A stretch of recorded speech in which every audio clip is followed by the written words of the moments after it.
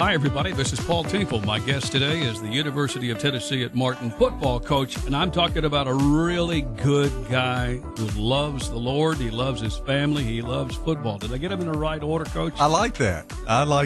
I just can't believe that it's been a long time since we've actually sat in this room and talked about things, including football. But it's obvious to me that you have made your mark here at the University of Tennessee at Martin, and you have made a decision to get into year number 20. Is this correct? Year number 20. How about that? And I remember sitting here with you the first time I ever did an interview with you. It was over the phone. I'd just taken the job here. So it probably would have been in like December of 2005. And I was in Chattanooga, Tennessee, where I was working. Ty was actually, my oldest son was actually a little boy. All right. He must have been 2 years old. And I remember having an interview with you. And it was the first time that I'd ever been asked where I attended church. And I'm thinking, this is all, I'm fired up. You know, I can't wait to get to Martin. But I hadn't moved here at the time yet. I had just taken the job. Okay, so where are you going to church? First Baptist Martin. Been there 20 years now. You know, the one thing that I remember, and I suspect you maybe have a hard time cutting out some time, but I remember that you were in a skit during the Christmas holidays. You remember that? Remember the play? Yeah. You know what? I have not. Julie and I have always wanted to go back. I have anyway. She was kind of the lead character of that show. It was the Red Shoes something at Christmas or something, and she did such a great job with it. And as a family, that was probably one of the highlights of the kids. Just as a family to be in that and all the practices and serving our church and. That's a great memory there. So anyway, I remember that they videoed it, but I've never seen the video. Somebody's going to go. We need to do the little digging on that. So yeah, there's no Hollywood for me coming up. You know that I'll ask anything, and you've never ever said, Paul, I can't talk about that. So let me just kind of lay the land here for a few moments. How old are you now, Coach? I'm 54. How about that? I got this job when I was 34. Was my first season here. Before that, of course, at UT Chattanooga. For 3 years there, yes. Mm-hmm. And for a fellow from Mississippi, yeah, that do you ever think you would still be at one place here at this time in your life, or maybe looking for the last place in your life? No, and I tell that story a lot to my young coaches that are just now getting going in this profession.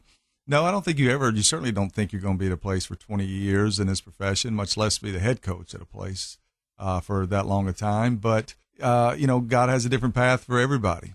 And then you have to get your priorities in line to find that path. And mine was family. Mine was some security for my family in a place that we wanted to raise our children and felt blessed. And, but I share different things, Paul, with my coaches to where that, you have to be quiet and sit still long enough and let God talk to you before you realize that this is the path where he wants you right now. And if you don't, you'll always be envious, just like anything of the world of, bigger stadium, more money, more times on television. Those things can consume you and you'll lose vision, sight of what's important. And once I was able to realize it was, raising my kids, living in the same house, coaching their teams, being a part of their lives, then it became not just circumstances. It became that a blessing. Let me dig in a little bit into family here for a moment. I love your wife. She is loved by everybody. Most people do, yeah. Yes. And you have three children. Two are out of high school. Mm-hmm. One trying to get out of college, and one that is moving to the next level. Mm-hmm. How hard is it to be daddy when they're playing football or basketball or soccer or whatever it is, baseball right now, softball, whatever? Mm-hmm. I don't know if hard is the right word, but, there's never enough time, but we make the time. We make the time. And, I did an interview the other day from a Alabama football reporter, and he was asking me some questions, from a dad's perspective and from a coach's perspective. And what was the question? Well, it was like, how did I see Ty handle, this spring? What was different this spring compared to 2023 when he was competing with Jalen Monroe for the starting job? How, as a dad, have I seen him, grow? And some of that is as a coach too, what have I seen from him? And I always try to be careful when I answer those questions and stuff. But, one of the ways I answered that question was, I'm Ty's biggest fan, but I'm also his hardest critic. Every conversation that he and I have, I feel very blessed to, we're pretty close and our family's close. And, one of the things that I've learned about you, you're very approachable, but I know that question about Ty this and about Graham, your daughter, everybody's asking about your kids and this kind of thing. That doesn't get just a little old in your world? No, I don't think so. Once again, it's a blessing, that God has placed upon the opportunities, for Ty. I mean, he gets an opportunity. If you look at different text messages that I send him, that's usually some verse, from the gospel every day. Because obviously, at this time of his life, right, there's some pressure, a lot of pressure that comes with it, a lot of fans and expectations and stuff. And, to try to keep him grounded and keep the Lord first. But I tell you, it is if he could use that, if he's a starting quarterback at Alabama this year and he uses that to bring, for people to see his faith through that opportunity, then I've been a small part of that.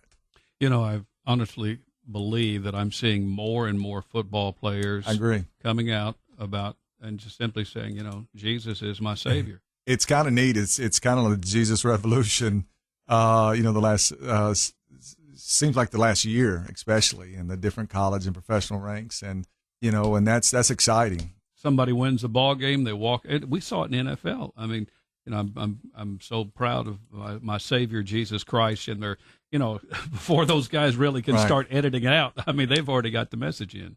And, well, I even think back when I first got here in 2006, we were blessed enough to win the OVC championship. Yeah, it was a pretty good day. And, kind of my testimony, Paul, is, and I share it with anybody that I have opportunity to, man, I was really exposed to some great things. I was on fire for the Lord. I was growing, and I had an opportunity to go speak at several different churches and share my testimony and things. And that also was coincided with being like Coach of the Year and some different awards and going to San Antonio and sitting on the stage with Lloyd Carr, Jim Grove, Bronco Mendenhall. These are guys that were kind of my mentors from afar in this coaching profession and I couldn't believe I'm sitting up on the stage with them. Then I remember coming back, and the next year we struggled. We lost our first 4 games here at UT Martin by a combined like 16 points. And I tell the story, and I remember, and I'll tie this back into Ty, and I remember Julie and I taught a college ministry class with Jenna and Earl Wright. Okay. Jenna wouldn't, as she wouldn't take no for an answer and said that, we want you guys to teach this class with us. And it was so rewarding and great to be a part of it for over a decade. But it was, we lost Austin P. Okay. We're up 14-0, lost 16-14. And on the way home, the kids are small. I'm driving. I'm not talking right. How could we have lost a conference game? We were just up 14-0. I was the Coach of the Year the year before. I'm speaking at churches. Things are just, the Lord has just blessed me. And then now I'm just consumed with us not getting on the right foot and winning games. Kids are in the back, right? They want to stop at McDonald's. They're too young. They don't know we won or lost, right? And how I'm feeling. And now Julie looked at me and says, hey, you want to hear this right now, but it's your turn to teach a Sunday school lesson this week. Okay. Do you want me to do it? I understand, I think we got like Jacksonville State or another hard game, right, again the next week. And I said, no, I'll do it. And so my memory is, so the next day I'm in that college ministry class, and first of all, I was always just so humbled. There would be 40 kids that Jenna and Earl and the Lord had cultivated that would get up on a Sunday morning and come to Sunday school, okay, there at First Baptist Church. And Jenna and Earl did just a great job with that. And so here I am teaching, out of Exodus, and I'm talking about the Israelites and, the promised land. And I'm thinking, first of all, these verses are talking to me, okay? Because all I'm thinking about that morning when I get up is, I can't wait to get to the office. I'm going to get this fixed. I'm going to get after these assistant coaches. How did we let this happen? I'm mad at myself, all right? And I've lost, sight of myself, especially being a spiritual example. And as I'm going through the lesson, man, it's just really talking to me, okay, of you're going to change who you've aspired to grow into and the platform that I've given you by how you're acting right now because you're losing some games. And I'll never forget the freeness, Paul, of of God just put over me that day of this isn't how it is. No, you have a job and you need to do your job well. I've blessed you with this opportunity. But I remember going back to work that afternoon, and just going back to work. Okay, we lost the game. Let's move on. Let's figure out what we can do better, and not being just overly obsessed and holding a grudge and losing, like I said, my platform. I think we won 4 of our next 5 games, got it back to at least 500. Next year, won 8 games. But that will always stay with me about how it's so easy, to get pulled away from what you want to be about. And so when I think of Ty and the opportunities he has, I hope the Lord uses him, and blesses him and 100,000 people in that stadium. He's got an opportunity to bring one person to Christ, or be an example and, plant the seed. So I pray that he does. You've just tuned in. Our guest is Jason Simpson. He is the football coach at UT Martin, made his home here for 20 years. And he's a winning coach, got lots of accolades and all of that. And I say that broadly because you got a whole bunch of accolades and plaques on the wall and all of that. I'm very sincere. What's on your wall that you will always have on your wall in your office? Oh, good question. When recruits come in, there's always different pictures. Mm-hmm. Julie's done a nice job of kind of over the years decorating my office, and early in my career it was kind of sterile, mm-hmm. But now I'm proud of all those pictures and mm-hmm. and different UTM things. There's photos that the recruits always look at and their parents that I'm proud of. First my family photos. A lot of people know who Ty is and now who Graham is, and of course they look at those family pictures. From a program standpoint, there's pictures on the wall of the 2012 victory versus Memphis. Did we have a little rain that night? Oh, yeah. I remember the game was delayed. Storm. That was a 2-hour delay. Every bit of it. And it was the longest football game I think University of Tennessee and Martin has ever played, and the same is true for Memphis. And so it was Fuente's first game as the head coach there, Justin Fuente. And, to get that win, that was just really neat for us. And we were fortunate to beat another FBS opponent this year in Kennesaw State, but still not, as prestigious as, long-standing tradition as Memphis, in the FBS level. So, that one's on the wall that catches my eye sometimes when I'm showing it off to recruits. There's a picture of, I can't remember exactly the young man's name, that he brought to me one time when he graduated, and it was probably back in the middle 2000s. And it was a picture of him to where I'd gone to the fraternities and really begged for their support and to get them to come out to the games. And back then, Phil Dane, if you'll remember, we let the fraternities a lot of times sit in the end zone. It was before the fence was up, okay? And we scored a real crucial touchdown against somebody, one opponent, and a young man, he was excited. He ran out on the field, and he high-fived one of our players.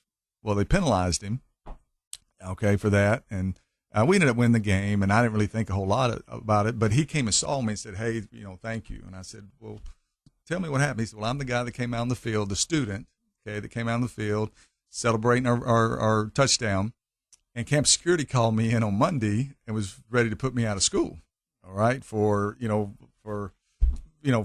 this incident, okay? And he said, but they told me that they called you, and I didn't even remember it.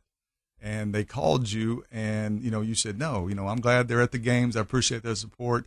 So I guess I don't remember exactly what I said, but I guess I vouched for him. And so they didn't put him out of school for disciplinary reasons. And he said, Coach, I'm graduating. I just wanted you to have this picture that somebody had taken of him when he run out on the field. So I still got that one in my office as well.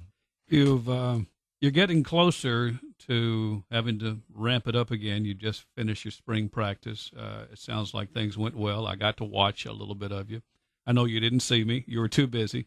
But, the one thing that I've often wondered about, I don't know how many people you have come into your home because of football. Mm-hmm. Now, I'll let you ramble out a few names here, but name me some of the people that have been in your home because they wanted to have one of their two sons to come and play football for them. Well, I think it was kind of neat.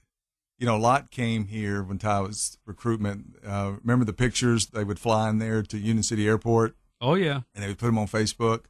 And, so that was kind of neat. But not all of them made it to our home because Ty made a fairly early decision fairly early decision, where he was going to go. So it never got to those home visits. But it actually in the home, of course, Bill O'Brien, being the offensive coordinator at that time at Bama, had came a couple of times. Nick Saban came down, did a home visit, of course, before Ty committed. And Josh Heupel's, been in our home as well, and enjoyed visiting with him. So I guess those are the three that's only been in our home. Mm-hmm. What does Nick Saban tell the kids when they're, we'll just use your son, since he obviously did a nice job of saying whatever he had to say. Well, he doesn't make a whole lot of promises, I can tell you that. There's not a whole lot of salesmanship that comes with it, and it's different from the standpoint of, he's got 7 national championships as a head coach, and of course, the assistant coach sets everything up from a standpoint of, how many first-round picks they had. Ty was at the draft yesterday, and his friend got drafted. So 17 consecutive years, they've had at least one first-round pick, at the University of Alabama. So they've had more first-round picks than everybody over all these years and stuff. So all those things. And he just kind of, he might mention that, okay? But it really is neat. It's more like what you see on television, okay? If you watched the draft last night or if you watched him on ESPN, it's that. It's a lot of cliches, but they're cliches of wisdom, okay? He creates a vision, for a player without making any promises. It's kind of neat. I mean, their selling pitch when he was there was, the standard of the Bama way. It's hard. Do you want hard? Are you ready to accept this hard? And really the hard, Paul, is, I tell people this, I've watched them work out and stuff. It's not that their workouts are any harder than, especially when Coach Saban was there. It's not that their workouts are any harder or their practices are any harder. No, it's the quality of players that were there, and if there's 4 guys at one position, all 4 of, are you mentally and physically able to come and practice and compete every day? And are you mentally strong enough to be able to stay there and wait your turn, okay, to play? Because you still can be a good player even though you don't play early in your career. And up to this point, Ty's had to follow that. And remember, that's why you went there. You said you could accept that and you would chase that. That's kind of what Coach Saban presents to you. Coach, the university it's changed over the last 20 years. Right. What's been the biggest change for you? The biggest change, when my first 5 years here, and I enjoyed it, and I would tell you we were more administratively a mom and pop run organization, but there were so many benefits to that. What I mean by that is I could, you could pick up the phone and call people and have conversations, and as a football coach, right, I'm dealing daily with housing, call or write, or I'm teaching Sunday school class with him. I'll ask him on Sunday, Munkle in the cafeteria, Mike Munkle, wonderful man, yeah, in the cafeteria, okay, because my players are eating in there every day, okay, so there was just so many, whether it be Colonel Kaler, whether it be Charlie Deal, Nick Dunnigan, so there was things that I could pick up the phone and make different calls. All right. But there would also be things that I would see in order to keep growing as a program and be a national program and be ranked in the top 25 and chase a national championship. There were some things that we needed to continue to grow with throughout the university that we needed to keep up with different universities, okay, to get the enrollment to where we wanted to go, to offer certain things. And, and I've always just thought, boy, if you could just keep the best of both of those things, new technology, new way to, admit people into school, new leadership, administration, if you could combine both of those things, because I always tell people, especially like at a place like UT Martin, okay, there's certain things that you can do to move the needle that don't cost a dime. And that's hard to do in college athletics, all right? Keith Carver asked me to talk one time to the Bob Smith, in between our chancellors, and he wanted me to speak in the press box. They were having a breakfast, and it was to different administrators in the University of Tennessee system that aspired to be chancellors and provosts. And I said, what do you want me to talk about? And he said, I want you to tell them as a head coach things that you would want from them if or their future head coach is going to want from them if they're chancellors at a university. And I started thinking about it, and no chancellor wants to hear, oh, I've got to have this indoor, and we need several $1 million for this and this, right? I mean, resources are tight unless you're in one of those Power 4 conferences where you got the television money, contract money. But the things that I felt really convicted about was that you can have a successful athletic program, from my perspective, if you can have different conversations. Okay, I'd love to see it. If I'm the make your head football coach or basketball coach, have a standing meeting with your director of housing, director of cafeteria, admissions, and other things. So a dialogue can be, let them tell me some things they need from me to improve their job, and let me share some things with them that would allow me to be more competitive in the recruiting world and bring quality student athletes, into the program. It doesn't cost a dime. It's just dialogue, and it's just some time. So that was kind of my talk and pitch that day, and I still believe in it. Have you had a vacation? My vacation, yeah. I mean, but they're all connected to sports. Like Westview baseball, Graham's team was in Gulf Shores a couple weeks ago. So it was cold, but it actually was in the 60s or so it wasn't too bad. So we were down there a couple of days. Julie and I are going to Phoenix next week for I'm on the AFCA Board of Trustees, and so we're there for a couple of days, Monday through Wednesday. So those are kind of our vacations. So work is vacation. Yeah, that's fine. Tell me about your daughter. Sweet Emma.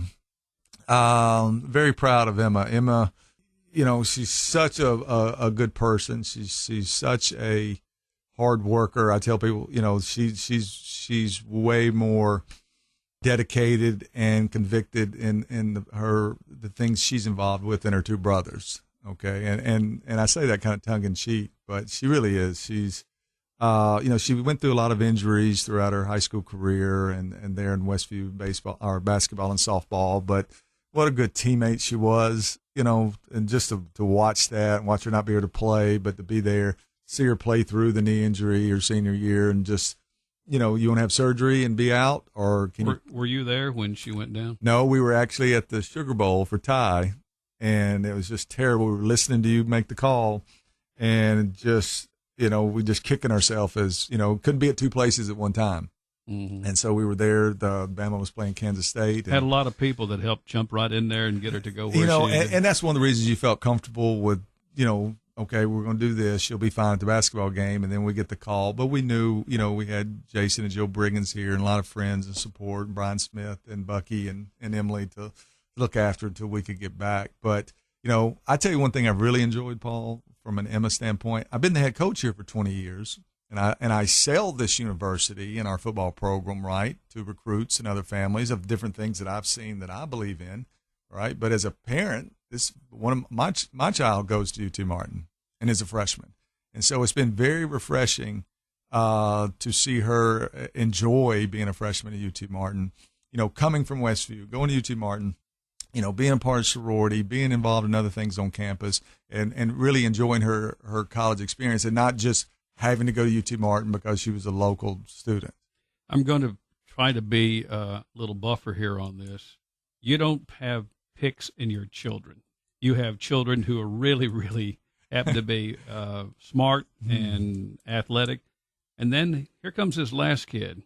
His name is Graham Simpson, and he's a football player and a basketball player and a baseball player. Am I missing? Is he soccer too? No, that's it. That's it. So, and here he is getting ready to be a sophomore. And here you are going through the same thing that you've been going through, except maybe even more difficult at times, I guess. But where does family come together? I mean, how hard is it to get the family together knowing there are so many things going on?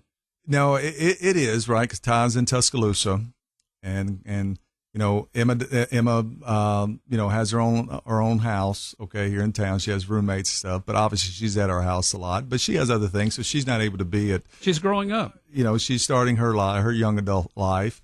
But I tell you what, we have a family text like most people do, right? And poor Graham, I mean, he catches the brunt of it, all right? And that's part of being the youngest, okay? Because, it may be every at bat, if I'm there, Julie's there, right? We video it. So one, so he can look at it. But two, everybody in the family gets to watch the at bat, and it may be a nice swing or that was a terrible at bat, so I'm kind of the play-by-play commenter.